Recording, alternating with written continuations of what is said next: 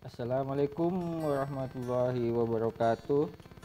Bersama saya Alvin Arifin dalam mata kuliah Filosofi Sains dengan pembahasan lapisan langit bukti kemurahan Tuhan. Oke, next. Nah, yang pertama tentang atmosfer ya di sini. Jadi ada lapisan yang pertama itu atmosfer. Yaitu atmosfer tersusun atas beberapa lapisan yang dinamai menurut fenomena yang terjadi di lapisan tersebut. Transisi antara lapisan yang satu dengan yang lain berlangsung bertahap. Nah, pada awalnya studi tentang atmosfer dilakukan untuk memecahkan masalah cuaca, fenomena pembiasan sinar matahari saat terbit dan tenggelam, serta kelap-kelipnya bintang. Dengan peralatan yang sensitif yang dipasang di wahana luar angkasa, kita dapat memperoleh pemahaman yang lebih baik tentang atmosfer. Berikut fenomena-fenomena yang terjadi di dalamnya. Nah, atmosfer bumi terdiri atas nitrogen 78,17% dan oksigen 20,97% dengan sedikit argon 0,9%, karbon dioksida atau variabel tetap sekitar 0,0357%, uap air dan gas lainnya. Nah, kalau kita berbicara tentang atmosfer, apabila kita ada di dalam atmosfer maka di situ berlaku yang namanya gaya gravitasi ya. Makanya kalau kita masih dalam lingkup atmosfer ini maka gaya gravitasi berlaku di situ. Sedangkan kalau kita di luar atmosfer maka kita akan melayang-layang karena tidak adanya gaya gravitasi. Oke. Jadi atmosfer itu hubungannya sama gravitasi ya. Kalau di luar atmosfer maka kita akan melayang-layang ya. Kalau di luar atmosfer. Oke, next. Nah, lapisan atmosfer di sini. Nah, fakta ilmiah menyebutkan bahwa atmosfer terdiri dari lapisan-lapisan berbeda yang tersusun secara berlapis, satu di atas yang lain ya. Setiap lapisan memiliki fungsi khusus, dari pembentukan hujan hingga perlindungan terhadap radiasi sinar berbahaya, dari pemantulan gelombang radio hingga perlindungan terhadap dampak meteor yang berbahaya. Nah, bumi memiliki seluruh sifat yang diperlukan bagi kehidupan dan keberadaan atmosfer berfungsi sebagai lapisan pelindung yang melindungi makhluk hidup. Nah, atmosfer bumi sendiri terdiri dari 7 lapisan ya. Setiap lapisan berbeda-beda sebagaimana dikatakan oleh para ilmuwan pada abad-abad terakhir. Lapisan-lapisan atmosfer berbeda dari ciri-ciri fisik seperti tekanan dan jenis gasnya. Lapisan atmosfer yang terdekat dengan bumi atau yang terendah disebut troposfer. Hujan, salju, dan angin hanya terjadi pada troposfer. Lapisan ini membentuk sekitar 90% dari keseluruhan massa atmosfer. Nah, lapisan di atas troposfer disebut stratosfer. Lapisan ozon adalah bagian dari stratosfer di mana terjadi penyerapan sinar ultraviolet. Lapisan di atas stratosfer disebut mesosfer. Termosfer berada di atas mesosfer. Gas-gas terionisasi membentuk suatu lapisan dalam termosfer yang disebut ionosfer.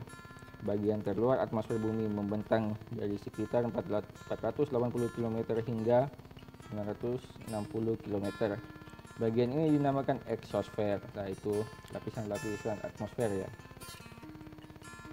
Nah, atmosfer tepat terdiri atas 7 lapis ya. Sini dalam bahasa ilmiah terdapat 72 lapis atmosfer, yaitu yang pertama troposfer, lapisan terdekat bumi yang membentuk sekitar 90% dari keseluruhan berat atmosfer. Yang kedua ada lapisan di atas troposfer. Kemudian ada ozonosfer, lapisan yang mengendalikan sebagian besar sinar ultraviolet dan radiasi bahaya lainnya. Yang keempat ada mesosfer, lapisan di atas ozonsfer. Kebanyakan meteor yang datang di sini. Ada termosfer, lapisan di atas mesosfer terjadi peningkatan temperatur yang tinggi. Ionosfer, lapisan di mana gas-gas terionisasi membentuk lapisan ini, batu meteor akan terbakar dan terurai. Eksosfer, bagian paling luar ya, yang membentang dari sekitar 480 km sampai 960 km. Nah, apabila kita lihat ada kejadian di mana kita melihat ada bintang jatuh ya. Bintang jatuh itu terjadi akibat meteor yang menabrak atmosfer. Jadi tidak jatuh langsung ke bumi. Jadi yang melindungi kita itu atmosfer ya di atas itu, sehingga meteor tidak langsung jatuh ke bumi. Oke, next. Ada banyak fenomena alam yang terbukti secara ilmiah sudah tertulis dalam kitab suci Al-Quran, meski turun belasan abad sebelum ilmu pengetahuan berkembang. Al-Quran secara tegas menyebutkan fakta-fakta tersembunyi yang baru ditemukan manusia belakangan. Salah satunya seperti fakta 7 lapisan atmosfer bumi. Nah, di sini ada gambar lapisan atmosfer ya. Ada eksosfer yang paling atas, termosfer, mesosfer, stratosfer, troposfer, dan di bawahnya itu bumi ya. Oke, next. Langit dalam kajian ilmu pengetahuan eksakta adalah ruang yang sunyi. Ia berada di ketinggian 120 mil dari permukaan bumi ya. Di bawah apa yang dinamakan langit itu terdapat berbagai macam lapisan yang menyelimuti dan melindungi bumi dari berbagai macam cahaya. Lapisan pertama adalah troposfer, berada pada ketinggian 8 mil ya dari permukaan bumi. Ada lapisan kedua adalah stratosfer yang berada pada jarak 8 mil sampai 60 mil dari permukaan bumi. Di lapisan ini terdapat perubahan suhu ya, perubahan suhu udara atau temperatur. Nah, stratosfer ini juga disebut sebagai lapisan ozon. Pada lapisan ozon ini terdapat suatu bentuk khas oksigen yang berlebihan jumlahnya. Ia beracun dan dapat membunuh manusia. Lapisan ozon inilah yang melindungi manusia dari sinar ultraviolet yang berasal dari matahari. Ozon pula yang menghisap dan menyerapnya. Andai kata lapisan ozon ini tidak ada, niscaya manusia dan bumi akan hangus terbakar oleh sinar ultraviolet tadi ya. Jadi ozon laksana payung yang melindungi kehidupan dan penghidupan manusia di atas bumi, sehingga manusia bebas dari akibat sinar-sinar yang berbahaya. Nah, apabila digambarkan seperti ini ya, ini matahari yang jauh, di sini bumi. Sebelum sinar matahari jatuh ke bumi, di sini ada lapisan ozon ya. Nah, di sini yang menyerap, sehingga cahaya terurai di sini. Jadi cahaya matahari tidak langsung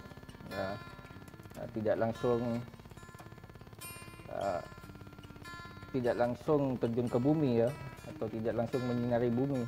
Apabila langsung menyinari bumi, maka akan terbakar ya, panasnya itu tidak bisa dibayangkan gitu. Makanya dilindungi oleh lapisan ozon di situ agar mengurai cahaya ya, dan sedikit menyerapnya. Makanya apabila lapisan ozon itu rusak, maka akan ada namanya pemanasan global di situ. Oke, kemudian di atas lapisan stratosfer sekitar 30 mil terdapat ruang yang bersuhu panas sekali, sekitar 170 derajat di atas 0 Fahrenheit di sini. Akan tetapi di atas ruangan yang bersuhu panas ini terdapat ruangan yang mempunyai suhu rendah sekali. Kemudian 60 mil di atas lapisan stratosfer terdapat sebuah lapisan lain yang menjadi bidang penelitian para ahli radio. Pesawat ruang angkasa yang berada di lapisan ini akan menyaksikan apa yang dinamakan cahaya utara dan cahaya selatan. Oke. Nah, kemudian di atas lapisan ionosfer terdapat sebuah lapisan lain yang dinamakan lapisan exosfer. Di lapisan ini udara sangat sedikit jumlahnya sehingga tidak mungkin untuk didiami oleh makhluk manusia ya. Namun lapisan ini justru bermanfaat bagi roket-roket angkasa luar yang justru bisa bekerja lebih cepat jika berada di lapisan yang tipis sekali udaranya. Bahkan kerja roket-roket itu akan jauh lebih baik lagi kalau dia berada di ruangan yang hampa udara sama sekali. Hal ini disebabkan ketebalan udara di sebuah lapisan mampu memperlambat jalannya roket. Sebaliknya, tidak demikian yang terjadi pada pesawat terbang biasa yang mengandalkan kekuatan mesin-mesin jet, helikopter ataupun baling-baling. Pesawat terbang tidak dapat menembus ruang angkasa karena jika sudah tiba di lapisan yang tanpa udara sama sekali, mesinnya akan berhenti dan tidak mungkin mengangkat kedua sayapnya, apalagi tubuh pesawat itu ya. Itulah sebabnya mengapa dalam program-program penjelajahan ruang angkasa digunakan roket sebagai alat pendorong pesawat yang akan memasuki ruang hampa udara. Begitu pula ketika pesawat ruang angkasa itu akan kembali ke bumi, tenaga roketlah yang digunakan untuk menembus kembali lapisan-lapisan di atas bumi. Nah, jadi apabila ada pesawat luar angkasa ya terbang ke angkasa itu didorong oleh yang namanya roket ya, roket.